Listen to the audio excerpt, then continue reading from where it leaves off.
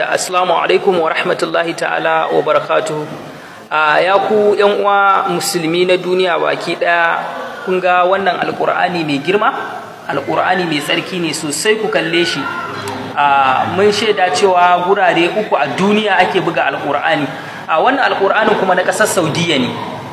Wannan alqur'anin na kasar Saudiya ne. Ga tambarinsa, ga shaidarsa, ga kuma ku duba sosai ku gani.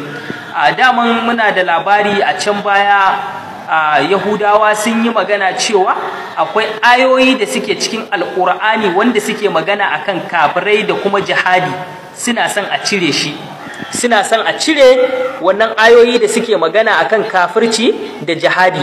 To jama'a ƴan uwa musulmi, inna lillahi wa inna ilaihi raji'un, inna lillahi wa inna ilaihi raji'un. Yau dai ga abu ya tabbata, ga ayoyi nan an shafe su a cikin alkur'ani mai girma.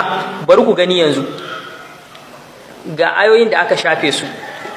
Malam ka mana bayani wannan ayoyi aka cire su a cikin wannan alkur'anin. Alhamdulillah rabbil alamin. Gaskiya daga farkon wannan qur'ani da muka fara bincike akai, mu gano cewa akwai ayoyi da dama da aka shafe a ciki. Kaga yanzu ne idan ka duba da cikin suratul ghafir har zuwa wannan shafin, za ka ga cewa an cire wasu ayoyi a ciki da dama. Ka gani ko? Ka gani. Jama'a kun dai gani, gashi abu ya tabbata, inna lillahi wa inna ilaihi raji'un, inna lillahi wa inna ilaihi raji'un. Fara suratul ghafir har zuwa aya 85. Na'am. To daga nan kuma shikenan babu, kuma an shafe.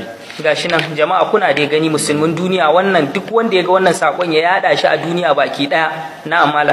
To bayan haka kuma daga cikin suratul shura, haka kuma an shafe daga cikin babu cikin suratul shura. Inna lillahi wa inna ilaihi raji'un. Kun gani ko? Suratul shura. Na'am. Shi ma ka an shafe. Gashi nan dai kuna gani jama'a musulmin duniya. Duk wanda ya ga wannan sakon ya yada shi har ya kai ga waɗanda suke da hannu da shuni. Na'am. Inna lillahi wa inna ilaihi raji'un. Kuma wannan ne ba, akwai wasu kuma nan kuma su ma haka ne aka yi, aka samu matsala da dama a ciki.